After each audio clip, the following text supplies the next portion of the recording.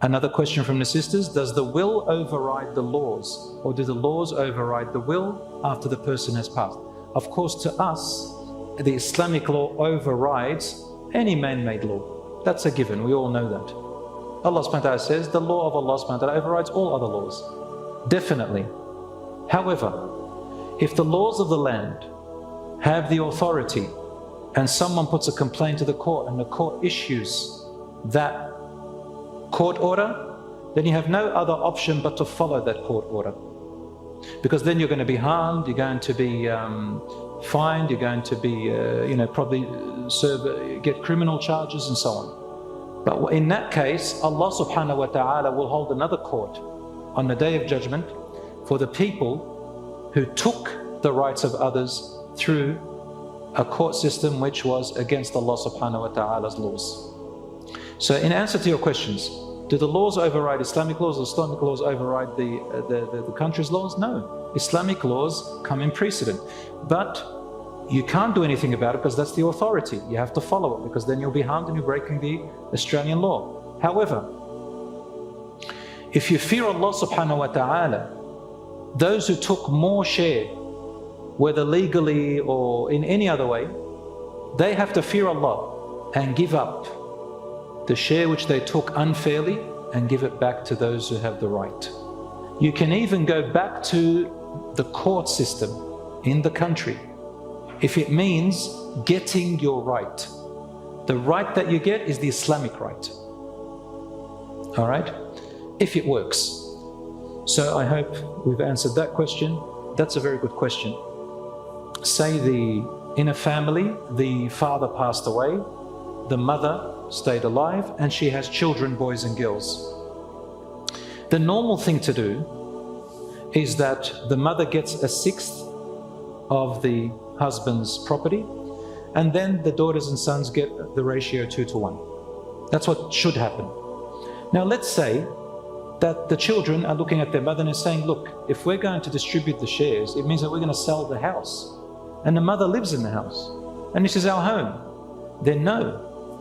It becomes, if your mother has no other place to live, then you've got two options. Either, if you're going to sell the house and everybody takes their share, that's fine, but you have to provide shelter for your mother in a way where she has her privacy and her comfort. If it means buying her a smaller house, you have to buy her a smaller house. If it means she agrees to sleep in her children's house, then it's done. The point is, their mother takes precedence over distributing the shares. Meaning if she's going to be homeless, no, it's haram to sell the house and take your shares. Haram. Probably even a major sin, because you're putting your mother out in the street. That's number one. That's number one, Jamal. I'm following up. That's the first option. The second option, which is the better one, all the siblings agree that the house remains there. Their mother lives in it. It's still the family house, but on paper, they distribute the shares, the equities, so that everybody knows that eventually, whatever happens, and maybe the mother might die before them, maybe they might die, whatever happens, everybody knows their share in that house. So when the time comes and mother's no longer around, there's no one to be harmed, they sell the house and each one takes their share. If they don't take their share and someone dies and then their children come up, then they also take the share. But from which? From the share that their parents had. Example, if my father, Allah subhanahu wa ta'ala preserve him and bless him and all your fathers, passed away before my mother. My mother has, her own house and she has nowhere else to go. She doesn't want to live with her, say for example, her children. She wants her own house and she has nowhere else to go. We say, okay, listen everyone, all my siblings, this is your mother's share, she gets 1/6. Our share in the house, say it's $1 million house, the boys and the girls distribute, each one have their share. You have this much, you have this much, you have this much. Good. Then, say my mother passes away before us. Then we can sell the house and each one get their share. Say I passed away before my mother.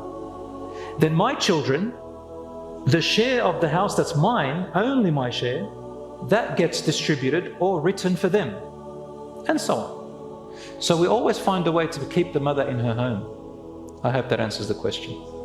وَإِيَّاكُمْ. جزاكم الله خير, brothers and sisters. This is a fiqhi matter that will go on and on, but I hope inshallah we learnt a bit today. Wassalamu alaikum wa rahmatullahi wa barakatuh.